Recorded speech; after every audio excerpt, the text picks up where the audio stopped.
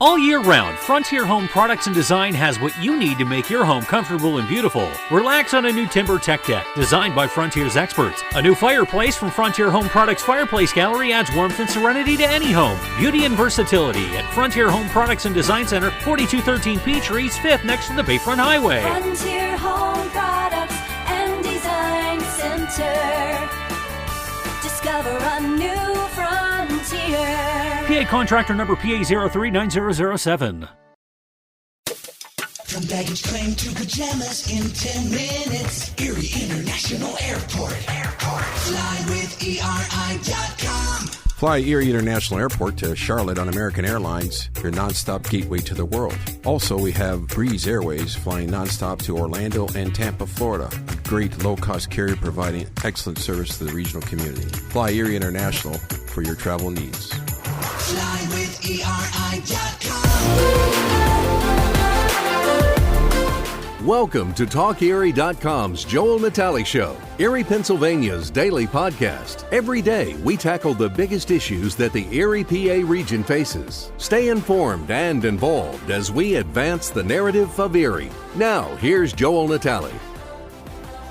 With us here, it's the mayor's monthly meeting, so we want to welcome first Mayor Joe Schember from the city of Erie. Good to see you, sir. Good to be here. Thank you. Appreciate you so much. And to my left here, the Erie Police Department Chief, Dan Spizarny. Good to see you, Chief. Appreciate it. You too. And welcome in from Erie Fire Department, Chief Leonard Trott. Thank you so much for joining us. Not a problem. Glad to be here. All righty. So kind of getting the lay of the land of what is happening in the city here, especially when it comes to public safety. Mayor, again, you're a numbers person.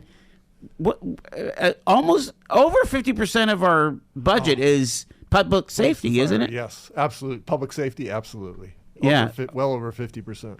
And so the citizens make a big investment in making sure that everybody is safe. Correct. Exactly. Yes. Yeah. So let's talk about this major investment at Miller Brothers. Again, we started out with what ARP money, right? Isn't that what kind of started the acquisition? Yes. Yeah, that's true. And we've actually budgeted about $30 million for the changes we want to make there, but we broke it into 3 phases. And we've got approved by City Council the first 2 phases already. And the first one will be actually started this year.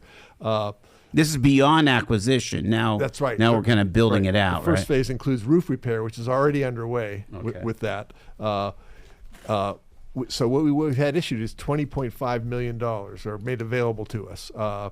And that's for phases 1 and 2 of the 3-phase process. The Erie Fire Department was the most important. The first thing we got to do is get Erie Fire Department out of Marsh Street Garage, which is actually dangerous for them to work in right now, and get them into a safe place, which we're creating there. There are 4 contracts just avoided after the last council meeting on October 15th. The first is that Nuco Electric is going to do the electrical work, and that's for $84,800.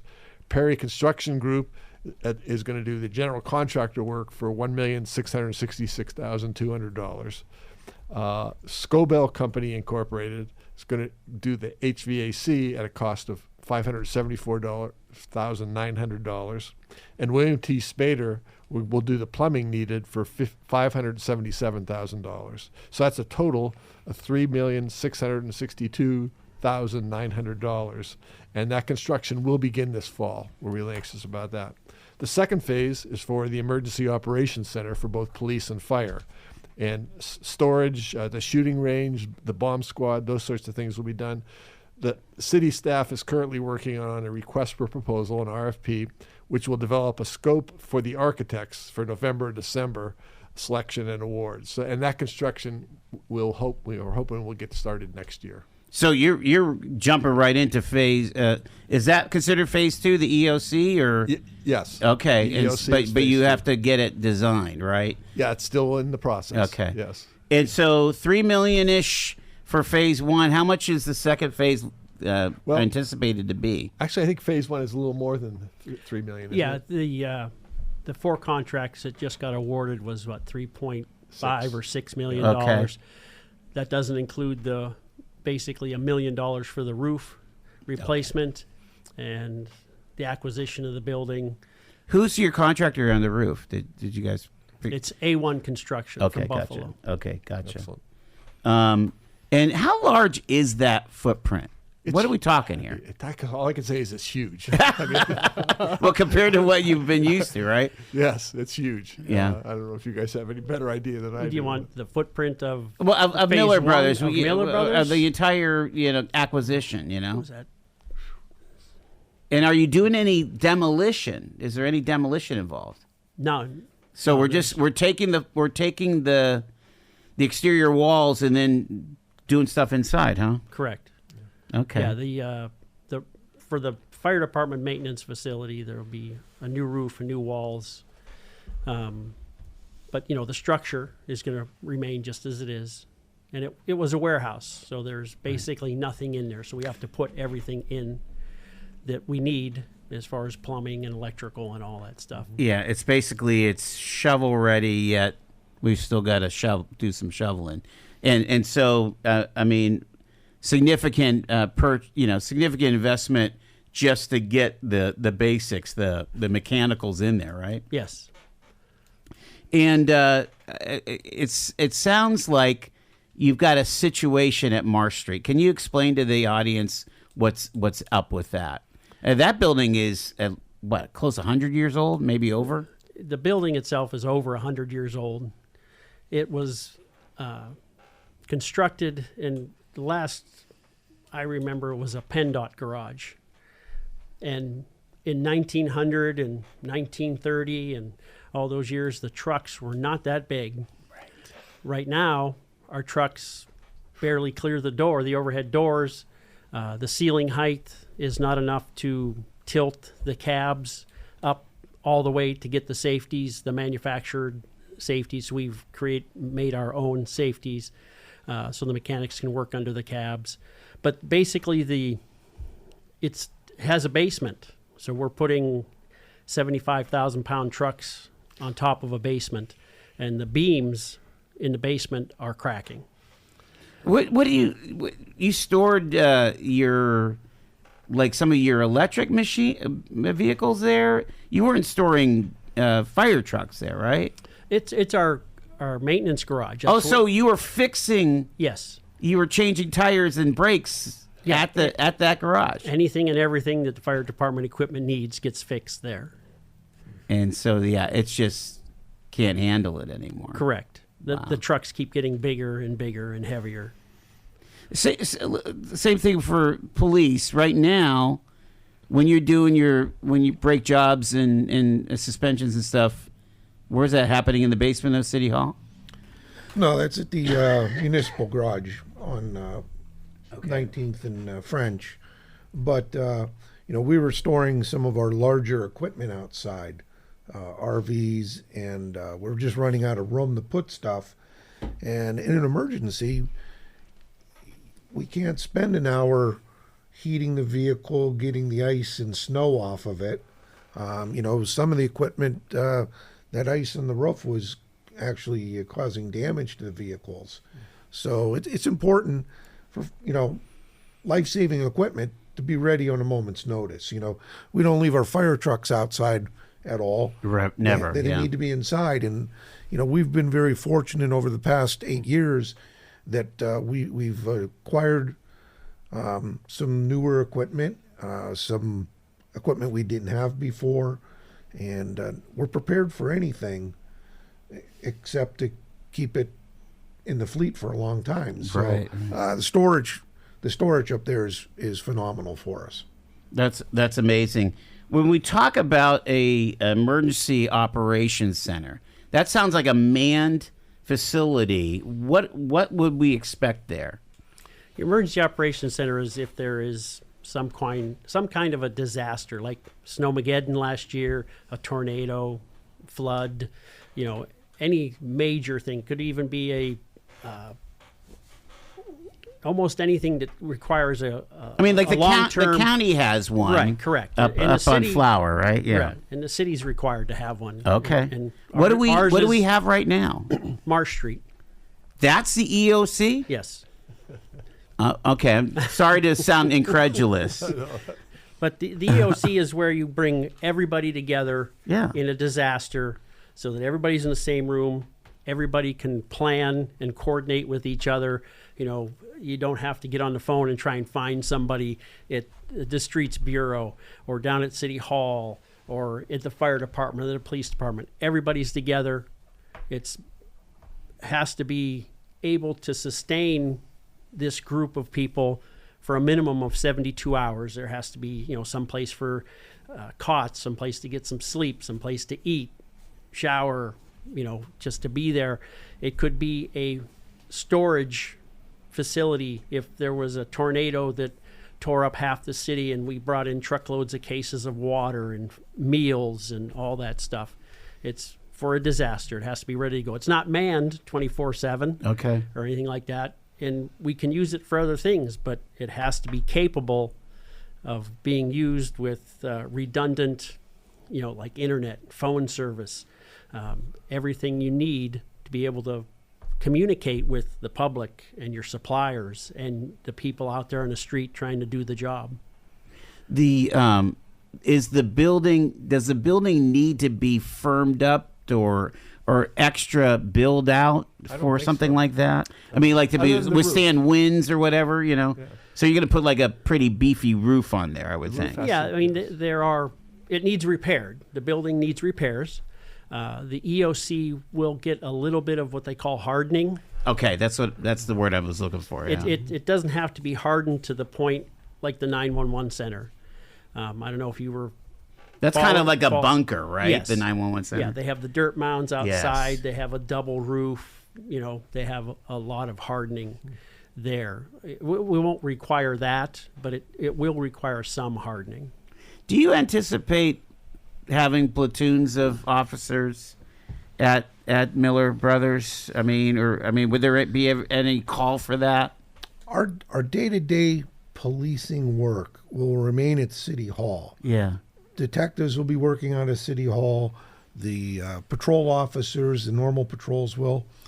What we're using Miller Brothers for is special operations. Okay. So SWAT team, bomb squad. We're even looking at putting potentially a PAL location there. To us, Miller Brothers is the center of the city. So our training unit will be up there. We'll have much more room. Right now, whatever phase of training they do, they've got to pull things out of a closet and set up a room and put everything else away. Up at Miller Brothers, we'll be able to do training, and not just 12 people at a time. If you have 200 people to go through training, it takes weeks to get through. If we can double that or triple that size room for training, we can save our trainers a lot of time. It's just we never had that kind of space to do these things that we're about to do. It's going to be incredible advancement for the city. Mayor, you got to think that this is quite kind of a legacy that you're leaving, this acquisition and this project, right? I mean, yeah, I would say it's one of the legacies we are leaving. Yes. Yes. Getting a primer on public safety and what the future public safety could be with the extra space at Miller Brothers, this acquisition and project that the city of Erie is taking on. Mayor Schember is with us, along with Chiefs Spizarny and Trott from the police and fire, respectively. Alrighty, we talked about, you know, the emergency operations center, where we can store some things, and really being a center of training in that space. Do you get a sense of the timing here? Are we looking at maybe 24 to 36 months? Will it take that long, or are we hoping to do this sooner, do you think, Mayor? What do you I'm thinking it may take us up to 5 years. 5 years, okay. Agree with that? Yeah. Well, again, phasing it in. 3 phases to it. Yeah. And the third phase is not funded yet. Well, yeah, so but have we identified what that would look like? Oh, yes. What are we talking? It's do you guys remember? I don't have PAL was one of the things in PAL. the third phase we're discussing. Yes. being that it was the center of the city, that would allow kids from any part of the city easy access. Yes. So we're hoping that in the third phase that we can definitely develop an area for kids. Does this mean that you're clearing out of the basement of City Hall for a lot of those vehicles, or like your SWAT vehicle wouldn't be down there anymore, right? There's only a few vehicles in the basement of City Hall right now that would move up there. Some of these are stored up at the streets department, at the city garage. They're in various locations, so we'll bring them all together under one roof where we'll have all our equipment ready. And Chief Trott, you're looking at this as a maintenance facility here. You wouldn't be rolling anything out of Miller Brothers, right? Correct. Yeah. The first phase is our maintenance garage. Yeah. The second phase for the fire department will be our offices that are at Marsh Street right now, and then the training room that we would share with the police department, the EOC. Yeah.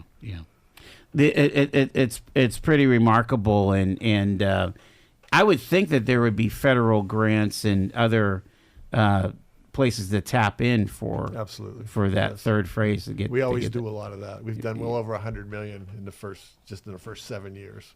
Haven't heard anything new about it. I know there's other stuff we've done this year, but I haven't heard those numbers Well, I'm thinking about even like you had that special Eagle grant. What was it for the enhanced enforcement down in the center city? What was it? Oh, the burn grant. The burn grant, yeah. Well, that one won't apply to the Miller Brothers, but I believe the appropriations. I think they've done about $5 million in applications right now for Miller Brothers through the roof, the stuff that we're trying to get through the EOC, through the federal government. Okay. The congressional appropriations is what we've been going after. And I think last I was told about $5 million has been applied for. This is through Mike Kelly or through the senators? Or? Through all of our federal guys. Yeah. All our Congress people. Yeah. Obviously, the problem is with the budgets, everything shut down right now, that there's no progress being made. So hopefully they break it soon, and they'll start going through these applications, and hopefully we get awarded close to $5 million to help with this project. Mayor, that's a great segue there. Is there any approved appropriations that are we missing any checks from the feds that you know of? Not that I know of. No, okay. I don't think we're missing any. So we're kind of paid up on what's been promised. Yes. Even during this shutdown since October 1st. I don't know. I don't think we've gotten anything more since then. Right. Right. Yeah. It's a little nerve-wracking because, again, you have a lot of your social service agencies that are waiting not only for Fed money but also state money. Yes. Yeah. I mean, we're in a pickle right now in Pennsylvania. Yeah. And there are federal employees being laid off because they can't afford to pay them anymore. They don't have any revenue. I think this is the second longest delay that's been caused. I didn't realize how many federal employees are actually. The United States government is one of the top employers in Erie County. Yeah. It's right. I think Governor Shapiro referred to that. Mm-hmm. Over 800 employees or something like that. Wow. Pretty remarkable here. Yes. The I want to stay with this Miller Brothers until I get to the break, and then we're going to get into some of our statistics and things. The when you're in this kind of environment where there's a lot of change. When it comes to equipment and capital investments, how do you keep that going? Like, for example, how do you keep, buying police cars on the regular rotation? How is that from just the normal budget, or are those generally funded by grant money? Or in the past, the cities used capital money for it. They've taken out bonds, which to buy to buy cars. Many years ago, yes, there were cars, detective cars, that our first batch of Ford Tauruses lasted about 10 years on a 20-year bond. Right now, we've got some detective vehicles that were purchased on a 20-year bond, and they were about 15 years ago, I think it was.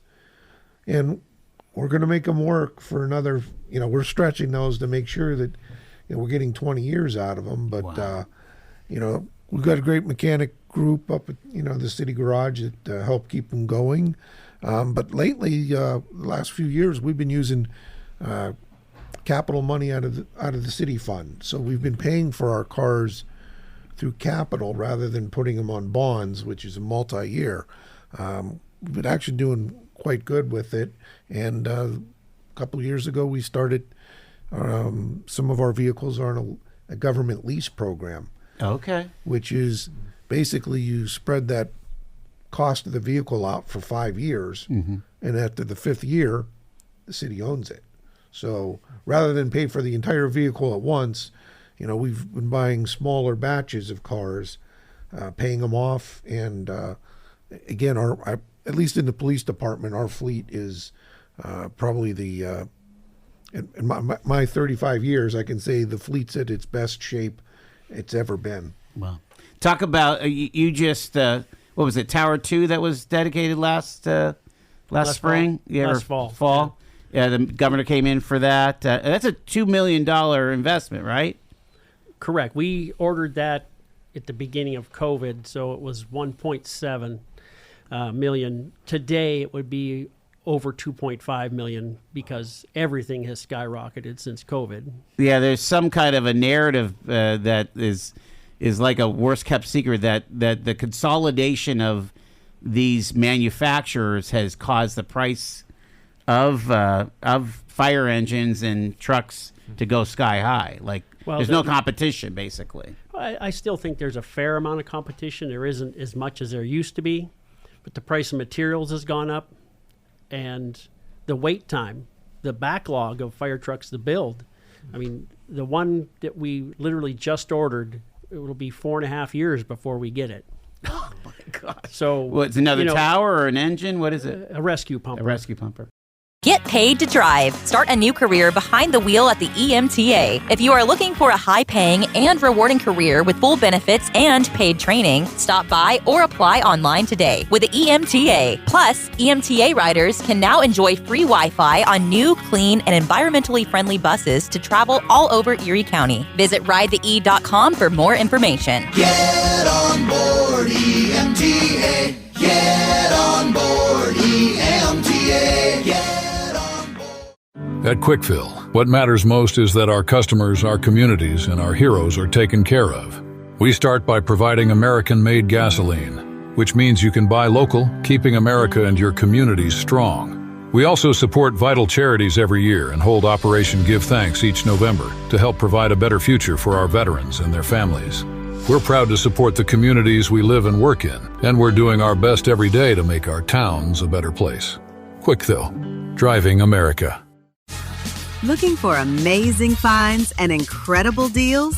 Visit Erie City Mission Thrift today. From stylish clothes and shoes to quality furniture and home goods, you'll discover something new each time while changing lives right here in Erie.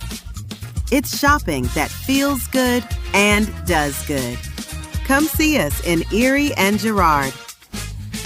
Erie City Mission Thrift. Thrift with a purpose. I want to pivot, and let's go to Chief Spizarny here. Talk about some of the latest statistics and things, Chief.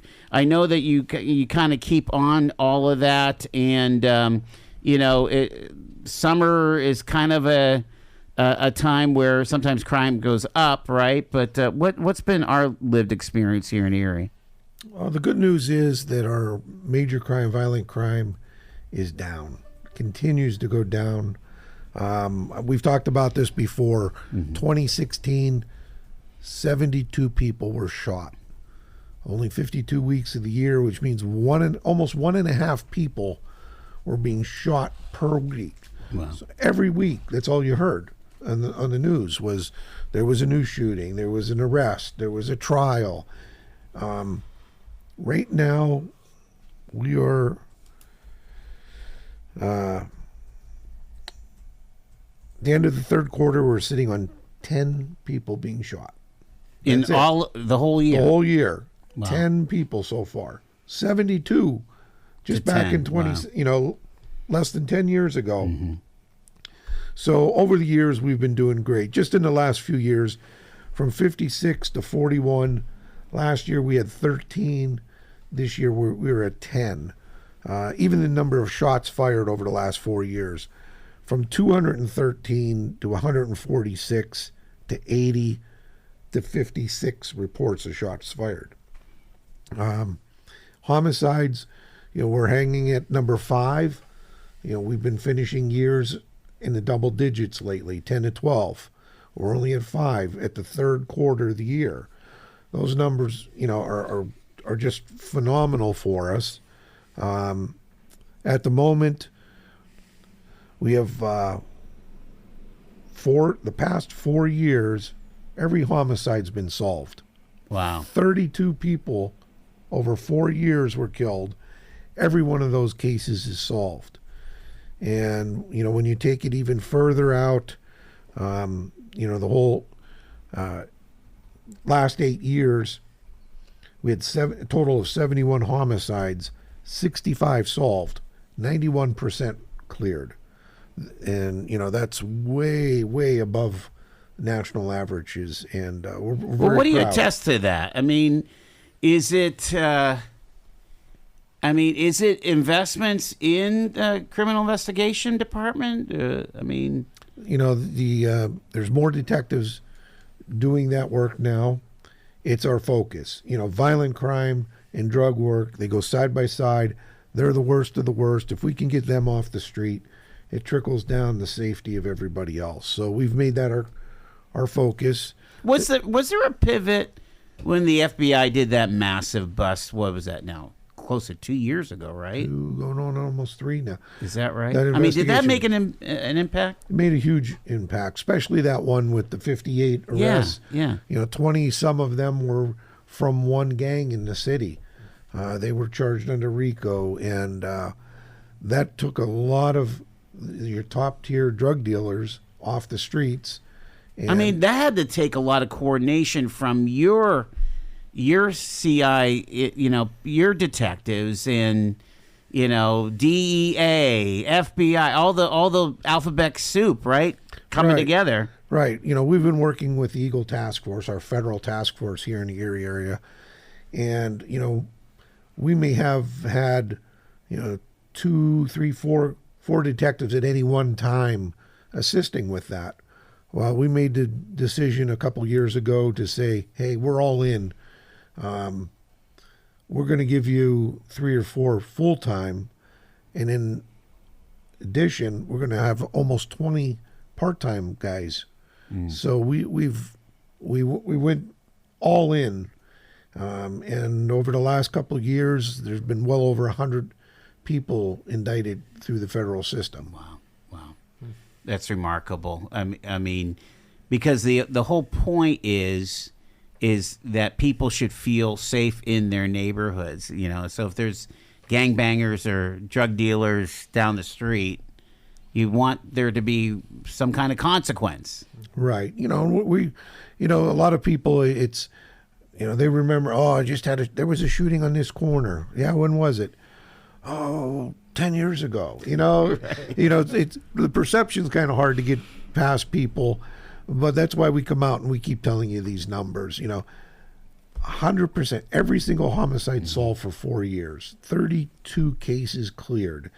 I think the shots fired a year or two ago, we had almost 90%, 95% of those solved.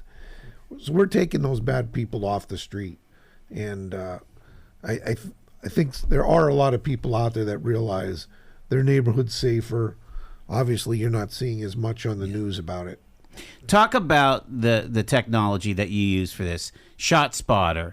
Is that still in force here? Are we able to keep that going? Well, our contract is up with them, but we've told them that we're trying to apply for another grant. Obviously, with the government shutdown, they've been very good with us. In the process of them putting it here and us using it, we stayed in contact with them a lot. We told them when there was an issue, we gave them some advice as to what would make the system better. Yeah. And they were appreciative of all the work we did with them. So what they've done is they've offered to continue it at least till the end of the year. Okay. In hopes that we can apply and get a new grant here when the government reopens. So they've been very good to work with. It's been one of those technologies that has it's just been incredible. You're really confident in its capabilities, huh? It does great. A neighbor calling in shots fired. I heard a gunshot outside. We get there, we're outside. This is a device that now lets us pinpoint exactly where that gun was fired. We can go find... And it understands between a firecracker and a... Because I got firecrackers all day long up in the in the Mercyhurst neighborhood where I live. But I'm assuming they're not shots fired. The programs are not 100%. Okay. We do get some false ones, but the great thing is the officers get there, say this is where it said the shots were fired. Well, there's the leftover paper from the fireworks. Okay, so we were able to determine right away that it wasn't gunshots, it was fireworks. So again, just having that pinpointed location is great technology. We're getting into cell phones, computers, car systems. We can do all that technology that we used to have to send these things out to other departments and wait 6-8 months for results. We can do that now with the technology we've obtained. Let's talk a little bit about some of the questions I get here. Like, for example, do we have the technology here in the city with cameras that you're running plates almost automatically in your cars or not? Is that the case? Yes. So people need to have their registration up to date. Absolutely. Just 2 years ago, it was 3 cars had it. Now every one of our frontline cars with a camera system has that ability. I think in a month time, the system has read, I believe it's about 1 million plates a month. Because our cars are in going, and it's not just cars they pass moving, but it's also parked cars. Does the technology work where if there is a expired whatever, that it'll alert the officer? I mean, is it pop red or whatever? Hey, you got a hit, Yes, stolen cars, wanted persons, all of that. Oh my gosh! Those can trigger within a few seconds to let the officer know to turn around and go back and find that vehicle. It's an incredible system, and again, it's just another feather in our hats that we can say we have this technology, we're using it. We're not pulling cars over guessing. We now know that car needs to be pulled over. Those encounters, again, a lot of YouTubes out there. I would imagine most encounters are, don't have a lot of drama to them. What happens when there's, irate citizen, sovereign citizen? I mean, we have all kinds of things out there, right? Or somebody that doesn't want to be caught. Yes. Well, the best. I mean, do you guys get back up pretty quick, or? Yeah, we do a great job at backing each other up. Yeah. I think the biggest thing that we've done in the last 8 years was we brought in body cams, and they have just there's two sides. One says, well, the police are acting better now, or B, we've been acting that way all along, and people are just recognizing that, telling a tall tale. I love the videos that say, I'm recording you. Well, you've been being recorded the whole time on the body cam, right? Exactly. And, our complaints are down tremendously. I was going to say. The few times we do get a complaint and we pull up the body camera, it's usually pretty darn clear that there was no problem. It's just maybe people misunderstand the law, why they were stopped. They didn't think that they could be stopped for something. Right. But if you pull in your driveway and you're under a traffic stop, you're still under a traffic stop. Exactly. Yeah. Mayor, you've got to be pretty gratified at when we talk about both of these public safety departments, at that level of professionalism and just the investments are paying off. Yes. You think about this, less people are dying. Yep, absolutely. From homicide. And many less are even getting shot, It's pretty remarkable. Yes, it really is. I'm very proud of that, and both of these chiefs are doing a great job, and they make me look good, but they're doing the work, not me. Yeah, it is astounding here. The money that it saves, not just for the government, but you think about the number of people. 72 people went into the emergency room just from the city of Erie that year that were shot. The doctors and nurses and the follow-up care there's millions and millions of dollars being saved in medical expenses just because we've reduced these. And at the same time, if we're reducing all the homicides, then we're not sending people to jail and housing them and paying for jail costs. So it benefits everyone.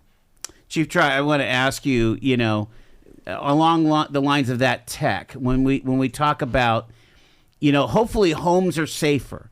Electric systems, people don't have knob and tube. Well, not everybody. I mean, hopefully we're upgraded. We have GFIs and people aren't being dumb, smoking in bed and stuff. Have you seen where tech has kind of helped firefighting?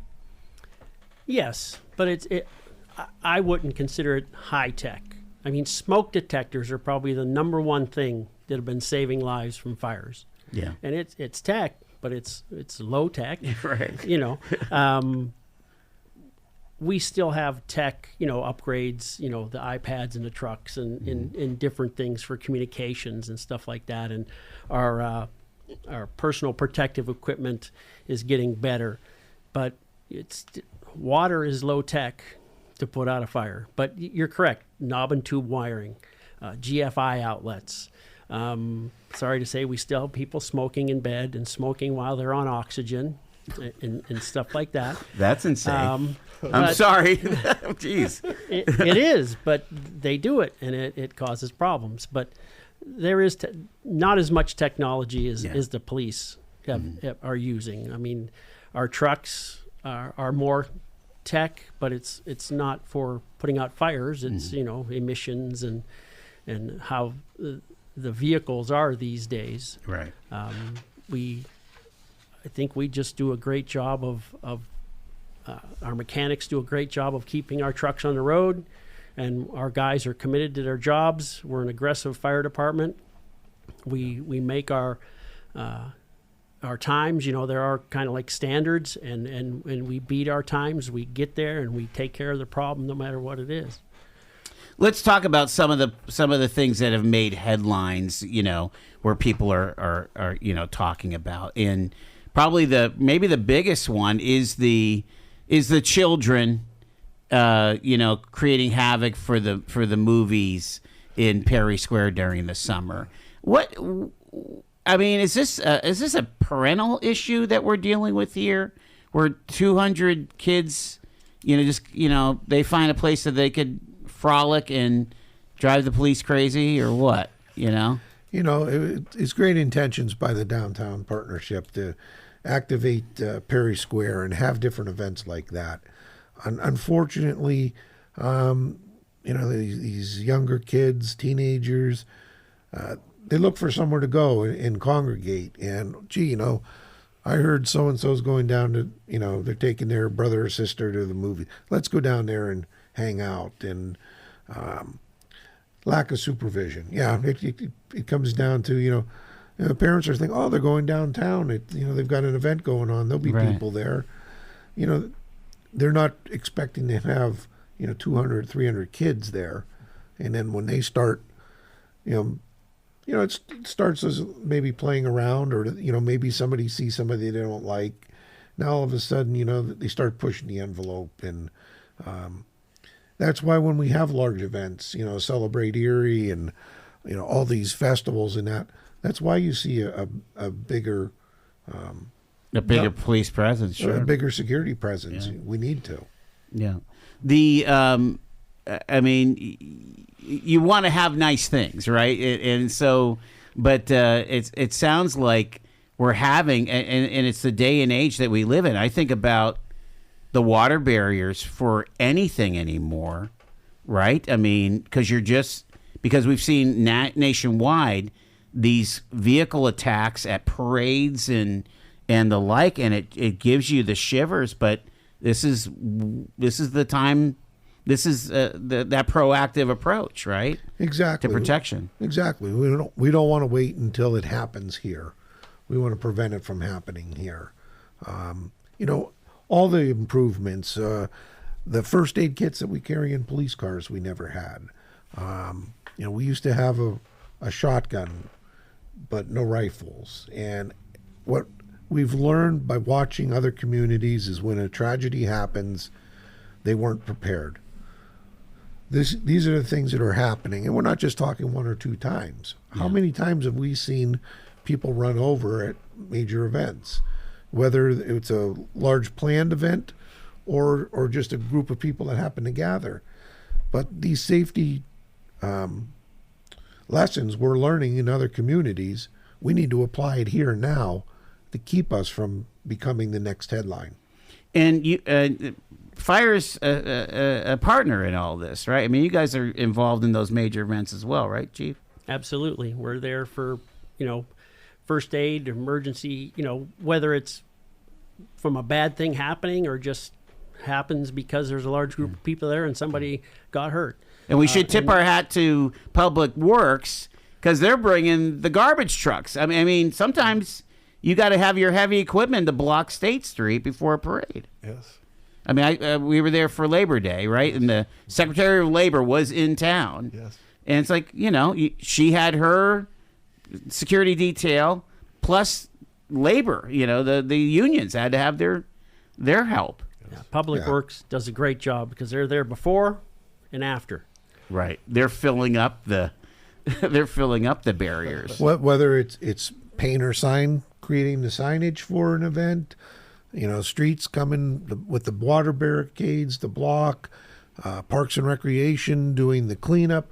The city really is a well-organized group of services that's what makes the city. And it's not one, department or another, although the police, no. Well, and again, Mayor, we'll finish with you here. You're hearing your chiefs. Yes. You're hearing, I think we had a successful summer. Yes, as far as quality of life, right? Yes, yeah. Weigh in on that. Yeah. I feel the same way. What both of these guys are doing is incredible, and I do everything I can to support them with the funding they need and that sort of thing. And they're working with a lot of funding, but we're happy to be able to provide that. A lot of it is funding from the state that goes into something they're working on. So I think I know that as of the end of last year, we've done $1,200,000 in funding over the first 7 years. And we've done more, but I haven't heard a number yet on how much we're up to. You're talking about grants and things. Grants. Yeah, they're all grants. Mm-hmm. Yeah, nothing we have to pay back, or it's not a loan, it's a grant. Terrific. Yes. Yeah, the last word? Millions of dollars coming in, that all these special items have been purchased to help, the technology, vehicles, specialty vehicles, and it's not coming down on the city budget. Mm-hmm. The city budget is still, they have to pay for the people, but all this other stuff is coming through grants. So we're not raising taxes because of any of this. That's I think the ultimate best thing for the city. Any openings in either of your departments? You have any openings? There's always people retiring. Yeah. We constantly have a list. Every 2 years, the fire department does a test. I think the police do theirs every year. So there's always people retiring. I think this administration has done more than any of the past administrations that I remember to help police and fire. Our equipment, was getting old. This mayor has been very proactive at on a schedule replacing equipment instead of having to buy 5 or 6 fire trucks all at once. Wow. We're next fall, hopefully we'll be getting to replace the last of our 2003 fire trucks. We still have one in the front line. It's 22 years old now. So that's way outside of the norm, but we have a great mechanical division that takes care of our equipment. He's been able to, myself and Chief Spizarny, to do what we need to do to bring our departments up and to make things better. I appreciate it. Chief Dan Spizarny, EPD, Mayor Joe Schember, and Chief Leonard Trott from the EFD. Thank you, gentlemen, so much. What a great conversation. You've been listening to The Joel Natale Show, Erie, Pennsylvania's daily podcast from TalkErie.com. Subscribe to our show on your favorite podcatcher and get involved by emailing joel@TalkErie.com.